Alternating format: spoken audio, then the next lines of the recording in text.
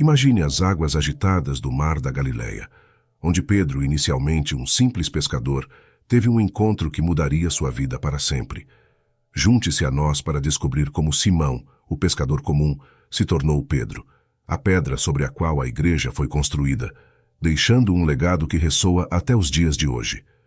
No século I a.C., em Betsaida, uma pequena vila de pescadores às margens do mar da Galileia, nasce Simão, filho de Jonas. Cresceu imerso na rotina árdua da pesca, aprendendo desde cedo a arte e o ofício da navegação. As águas calmas e os ventos suaves moldaram sua infância, enquanto ele ajudava seu pai e seu irmão André nas tarefas diárias de lançar redes e consertar barcos. Apesar da simplicidade de sua vida, Simão era inquieto por natureza. Ele ansiava por mais do que apenas a captura diária de peixes.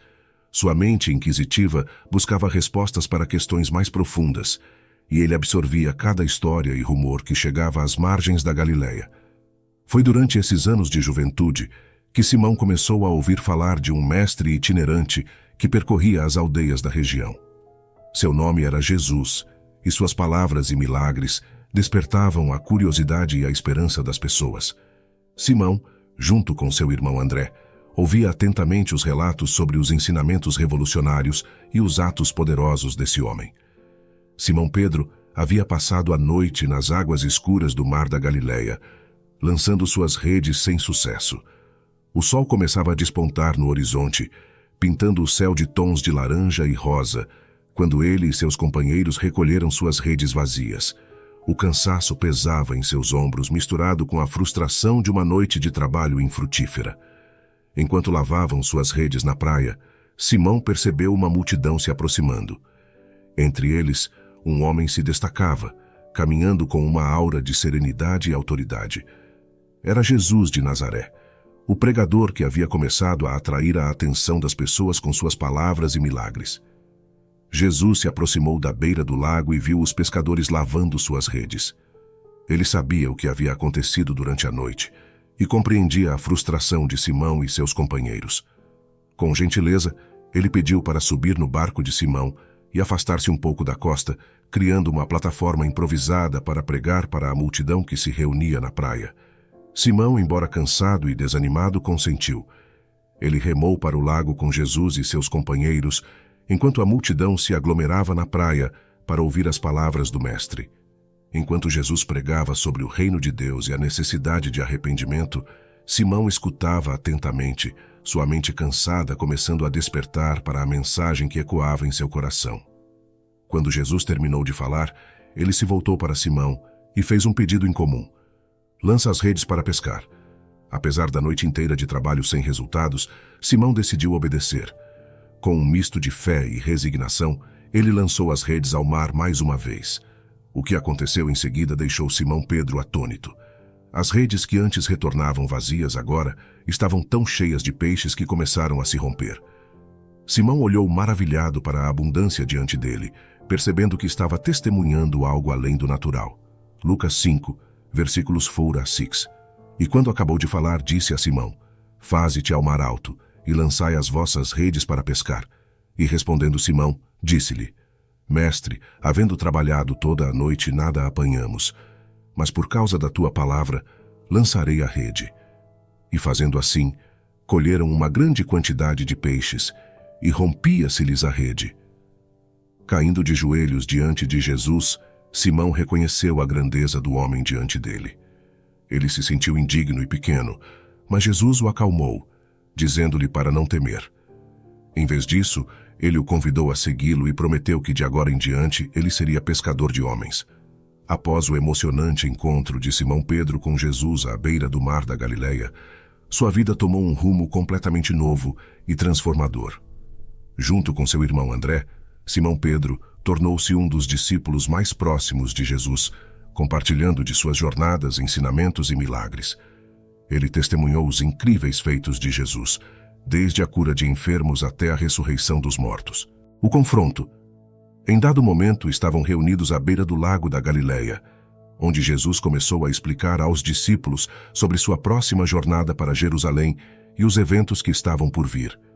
que ele deveria ir a Jerusalém e sofrer muitas coisas nas mãos dos líderes religiosos, dos chefes dos sacerdotes e dos mestres da lei, e que ele seria morto e ressuscitaria no terceiro dia. Pedro, preocupado e determinado, aproximou-se dele em meio à multidão. Deus te livre, Senhor, isso nunca te acontecerá, disse Pedro, buscando impedir os sofrimentos e a morte de Jesus. Porém, Jesus, virando-se para Pedro com firmeza e gravidade, respondeu: Para trás de mim, Satanás, você é uma pedra de tropeço para mim. Você não pensa nas coisas de Deus, mas nas dos homens. O atordoamento de Pedro diante dessa repreensão foi visível, enquanto ele percebia a seriedade da situação e a necessidade de compreender o propósito divino, mesmo quando contradiz as expectativas e desejos humanos. A negação. No momento em que Jesus foi levado ao julgamento, Pedro, um dos seus discípulos mais próximos, estava entre a multidão que se reunia no pátio do sumo sacerdote. Ele observava nervosamente, enquanto as acusações contra Jesus ecoavam pelo ar, deixando todos tensos.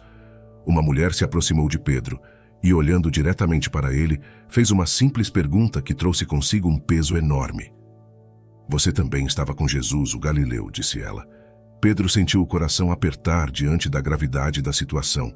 Com medo das consequências, ele respondeu apressadamente: Não sei do que você está falando, mulher, negando sua associação com Jesus. Mas as perguntas continuaram. Outra pessoa se aproximou apontando para Pedro e fazendo a mesma acusação. Certamente você estava com ele, pois você é Galileu, disse essa pessoa. Pedro, agora mais inquieto e ansioso, negou novamente sua conexão com Jesus, tentando se distanciar dos acontecimentos. Não sei do que você está falando, ele respondeu. Porém, mesmo após essa negação, uma terceira pessoa se aproximou e fez a mesma acusação contra Pedro. Certamente tu também és um deles, pois tua maneira de falar te denuncia, afirmou essa pessoa. Pedro, consumido pelo medo e pela pressão do momento, negou veementemente sua associação com Jesus pela terceira vez, exasperado e temeroso das possíveis consequências. Eu não conheço esse homem, disse ele com ainda mais firmeza. E imediatamente o galo cantou. E Pedro lembrou-se da palavra que Jesus lhe dissera: Antes que o galo cante, tu me negarás 3 vezes. Essa terceira negação atingiu Pedro profundamente, fazendo-o lembrar das palavras de Jesus sobre sua traição.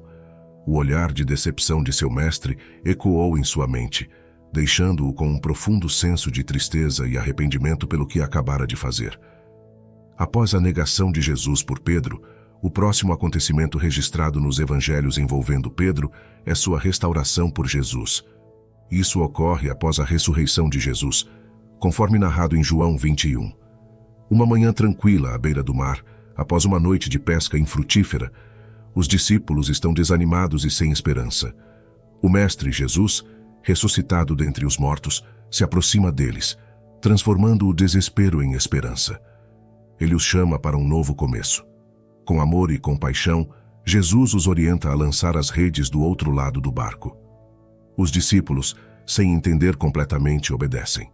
Em um milagre surpreendente, as redes se enchem de peixes em abundância. Pedro, reconhecendo a presença de seu mestre, salta na água para encontrá-lo. A alegria e a emoção transbordam em seu coração enquanto ele corre para a praia.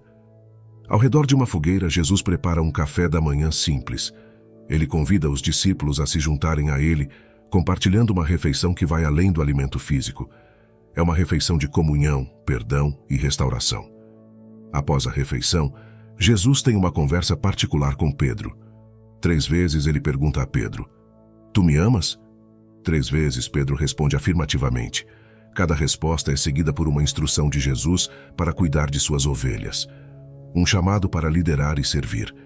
Pedro é renovado, restaurado pelo amor e perdão de Jesus. Seu coração está cheio de gratidão e determinação enquanto ele se prepara para o que está por vir. Enquanto o sol nasce sobre o mar, os discípulos se reúnem em torno de Jesus, fortalecidos e encorajados por sua presença. O que começou como uma manhã de desânimo se transformou em uma experiência de renovação e esperança. E assim, a história de João 21 nos lembra do poder transformador do amor de Jesus. É um convite para cada um de nós para encontrar esperança e restauração em sua presença. Não importa quão desanimados possamos estar.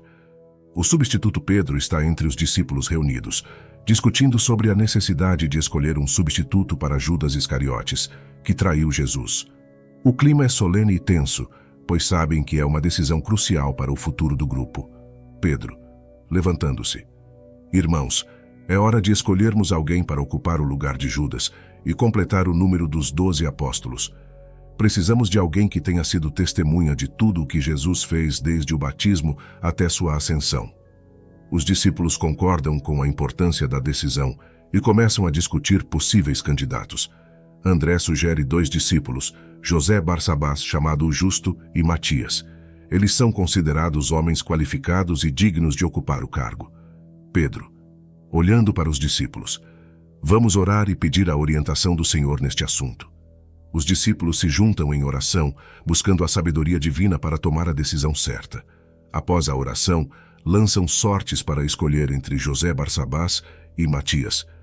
A sorte cai sobre Matias, e ele é escolhido como o novo apóstolo, ocupando o lugar deixado por Judas. Pedro, com determinação, que o Senhor abençoe e fortaleça Matias em seu novo papel como apóstolo, que ele seja um fiel servo do Senhor e um poderoso testemunho do Evangelho. A escolha é feita com respeito e confiança na providência de Deus, e Matias é aceito pelos discípulos como um igual, pronto para se juntar a eles na missão de proclamar o Evangelho ao mundo. O início da igreja. A cidade está agitada com a celebração do dia de Pentecostes.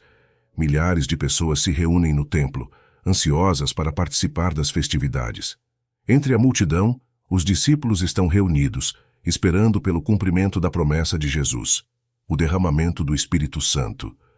Pedro está no centro das atenções, um líder entre os discípulos, enquanto ele espera com expectativa pelo que está prestes a acontecer. De repente, um som como o de um vento impetuoso enche o lugar, e línguas de fogo aparecem sobre as cabeças dos discípulos. O Espírito Santo desce sobre eles em poder e glória, capacitando-os para o ministério que está por vir. Pedro, cheio do Espírito Santo, ergue a voz e começa a falar com ousadia ao povo reunido. Pedro, com fervor: Varões judeus e todos os que habitam em Jerusalém, ouçam estas palavras. Jesus de Nazaré, homem aprovado por Deus entre vós com maravilhas, prodígios e sinais, que Deus por ele fez no meio de vós. As palavras de Pedro ressoam pelo templo, ecoando nas mentes e corações dos ouvintes. Ele proclama a ressurreição de Jesus e a descida do Espírito Santo sobre os discípulos, desafiando o povo a se arrependerem e serem batizados em nome de Jesus Cristo para o perdão dos pecados. A multidão ouve com atenção, enquanto Pedro continua a falar, explicando o significado do que está acontecendo e chamando-os à fé. Pedro: Arrependei-vos, e cada um de vós seja batizado em nome de Jesus Cristo para a remissão dos pecados, e recebereis o dom do Espírito Santo. As palavras de Pedro tocam profundamente os corações das pessoas, e muitos na multidão são tocados pelo poder do Espírito Santo. Eles respondem ao chamado de Pedro, buscando serem batizados e recebendo o dom do Espírito Santo. Assim, o dia de Pentecostes marca o início da igreja cristã, com os discípulos capacitados pelo Espírito Santo para proclamar o Evangelho com poder e autoridade, levando a mensagem da salvação a todos os povos e nações. O primeiro Papa à tradição cristã afirma que Pedro foi o primeiro Papa da Igreja Católica Romana. A base para essa crença está na passagem de Mateus 16, onde Jesus diz a Pedro: Tu és Pedro, e sobre esta pedra edificarei a minha igreja, e as portas do inferno não prevalecerão contra ela. Eu te darei as chaves do reino dos céus. O que ligares na terra terá sido ligado nos céus, e o que desligares na terra terá sido desligado nos céus.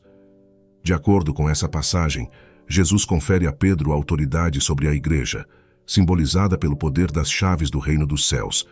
A palavra Pedro significa pedra em grego, e Jesus faz um jogo de palavras com isso, indicando que Pedro será a pedra sobre a qual a igreja será construída.